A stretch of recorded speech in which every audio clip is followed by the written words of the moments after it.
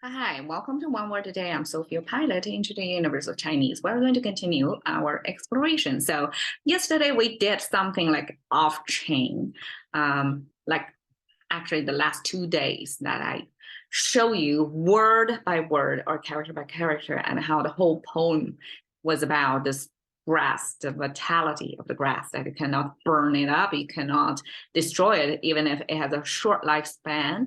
But in the springtime, it's going to come back to life again. So that's a very uplifting message that regard as a contribution of the human spirit or celebration of the human vitality in the symbols of the grass or the human resilience or grit, however you want to view it. So we come back to the original of the chain. Last time we talked about 荣枯线, which is the inflection point of whether things are going to grow, going trend upward or downward, basically. And today we have 荣 again, but this time it's different. It's not about flourishing. It's about honor.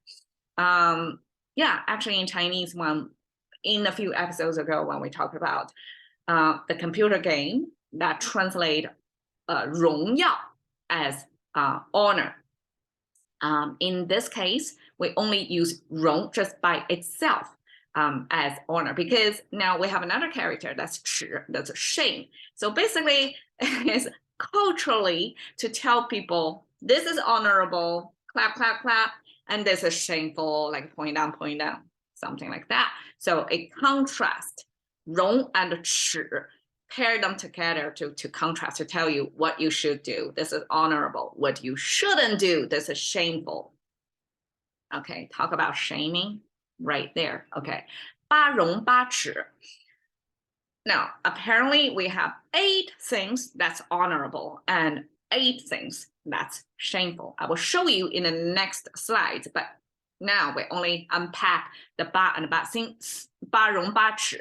Okay, since we have twice the 8, so this 2, 荣 and 耻, must be corresponding, right? They are paired together. 八 means number 8. So it comes with, what's the name, the mathematical term of that, hyperbole, something like that, that have this curve thing. And in Chinese culture, this curve thing going this way means separation. So almost like your airflow coming from you, that's going to go this way. Eventually things are going to expand. I don't know why there's this, narrow, this proximity between these 2 curves. Like there is the narrowest point, and then things going upward again. It's something interesting to find out, like why Chinese view things this way instead of like 2 sticks going out like linear lines. Why they curve it like this? Is it kind of imitating the airflow of things? Imitate how things naturally would develop? Like they may have this getting close moment and then they depart again. We don't know. But in any case, this sense, this visual separation of 2 objects, like a symmetrical, like going on their own ways, somehow was used to depict, to define a numerical term, number 8. It's an integer number 8. So that connection of the separation with numerical term number 8 is still beyond me, but that's the cultural phenomenon. Okay, 荣 again, we have this tree symbol within this fortress or the town, the walls to protect the town inside. And then we have the 2 fire symbols, the main body of the fire, the 2 sparkles of the fire, twice of them means multiple fires that light up the city. So supposedly, ancient times, the nightlife was not that prevalent, but still like people may need night street lighting.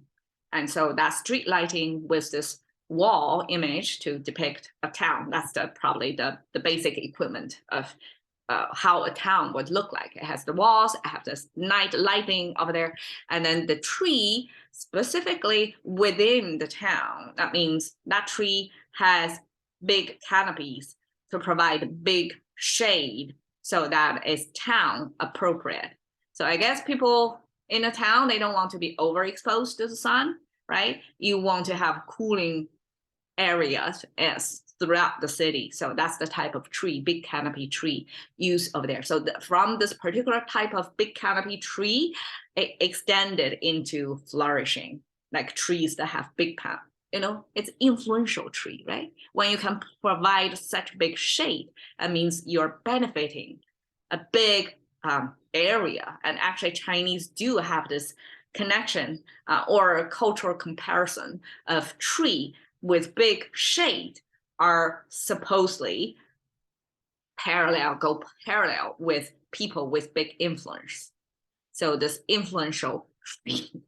Okay, from that flourishing, the big canopy to flourishing. From flourishing, it becomes like vibrancy and then become somewhat attached to this cultural judgment of honor, what's considered as honorable, because it's vibrant, therefore it's honorable. There is a jump over there. Okay, I mean, when there is a logic jump, probably that somebody coined this word to attach this judgment of what's considered honorable to the vibrancy, to a positive, uplifting image of trees growing big canopy, and attach this honorable to that, right? There is this artificial connection. Okay, 齿, we have the ear symbol over here. So this is abstraction of an ear. I guess that's how your ear may look from the side, with horizontal line in middle. So horizontal line probably means the ear tunnel to show there are some functions over there, some nerves ends over there so that you can hear things. And then the right side is the heart symbol, which is a chamber, a cavity, right? And then with 3 tubes. So we have input tube, output tube, and the third tube to provide blood to the heart itself. So blood is a pump, right? It has to have an in and out. That's the main function of the heart, but the heart needs to be powered itself. So there are 3 tubes connected to the chamber, and that is the basic anatomy of heart. So both the ear and heart are describing human organs as simple as possible. Right? I find that's super accessible to me to read, okay, these are just visual representation, but no matter how abstract or simplified it is, it captures the essence of what that thing, that organ is. And so now when you say, we have ear, we have heart, why these particular 2 organs pair together? It creates a meaning of shame, right? And to me, that almost like this room, we use this big canopy trees that line up the city streets as something attached to honor, because shame is also a cultural judgment, like what's considered as shameful. It may change from society to society, from time to time. So it's really a fluid concept. But this concept of shame is whoever pack in whatever you regard as shameful in that particular time and society. And this heart and ear, I guess, for somebody to feel shame, they need to hear the feedback, right? Somebody else need to judge them so they feel they can hear the feedback from the society to tell them this is wrong or this is bad, right? And then their heart need to be touched.